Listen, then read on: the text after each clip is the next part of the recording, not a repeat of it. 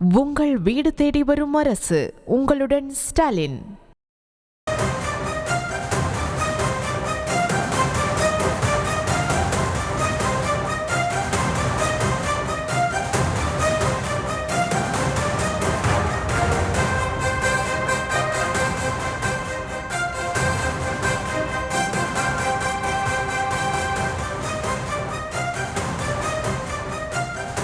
அண்மை செய்தியை பார்த்துக் கொண்டிருக்கிறோம்.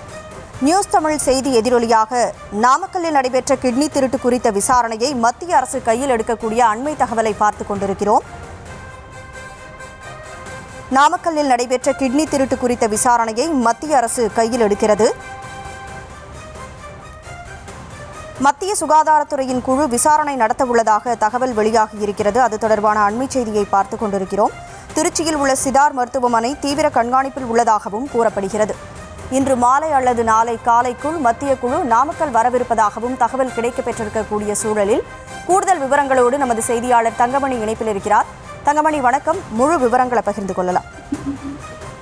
வணக்கம். நாமக்கல் மாவட்டம் பள்ளிப்பாளையம், குமராபாளையம் சுற்றுவட்டார பகுதிகளில் விசைத்தறி கூலி பெண்மணிகளை குறிவைத்து பள்ளிப்பாளையம் அன்னை சத்யா நகர் பகுதியில் இருக்கின்ற புரோக்கர் என்கின்ற ஆனந்த் என்பவர், அவர் இந்த பகுதியை சார்ந்த பெண்களிடம் பணம் ஆசை காட்டி அவர்களிடம் சட்டவிரோதமாக கிட்னி விற்பனையில் ஈடுபட்டிருக்கின்றார்.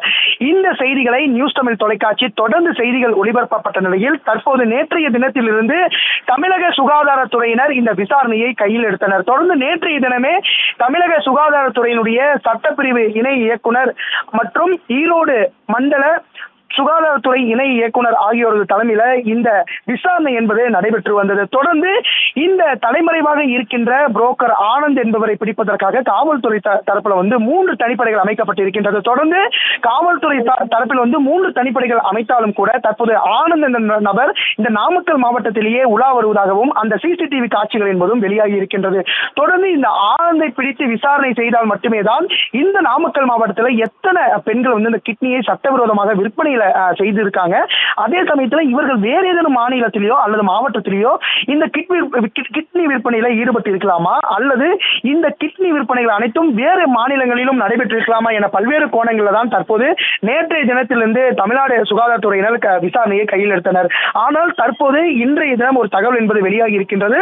மத்திய சுகாதார அமைச்சகத்தினுடைய அந்த சுகாதாரத்துறை அதிகாரிகள் இன்று மாலையோ அல்லது நாளை காலைக்குள்ளோ இந்த நாமக்கல் மாவட்டத்திற்கு வருகை தருவதாகவும் அவர்கள் ஒரு குழுவாக வருகை தந்து அவர்கள் இந்த பகுதியில், அதாவது நாமக்கல் மாவட்டத்தில் இருக்கின்ற குமராபாளையம் பள்ளிப்பாளையம் பகுதியில் கிட்னி விற்பனையில் ஈடுபட்டு இருக்கின்ற அந்த பெண்களிடம் மற்றும் அதே சமயத்தில் இந்த பகுதியினுடைய பொதுமக்களிடம் அவர்கள் விசாரணையில் ஈடுபட இருக்கின்றனர். ஏனென்று குறிப்பிட்டால் இந்த பகுதி கடந்த 10 ஆண்டுகளுக்கு முன்பே கிட்னி விற்பனையில் படுஜோராகவும் அதே சமயத்தில் இந்த கிட்னி விற்பனையில் பிறகு வழக்கு பதிவும் செய்யப்பட்டிருக்கின்றது. அதனைத் தொடர்ந்துதான் தற்போது இந்த கிட்னி விற்பனையை மத்திய சுகாதார குழுவினர் தற்போது கையில் எடுத்திருக்கின்றனர். தொடர்ந்து அவர்கள் இங்கு வருகை தந்து யாரிடம் விசாரணை நடத்த உள்ளனர், அந்த விசாரணை எத்தனை நாட்கள் நடைபெறுகின்றது, விசாரணையினுடைய அறிக்கை எப்பொழுது வெளியில் வரும் என பல்வேறு தகவல்கள் காத்திருக்கின்றது.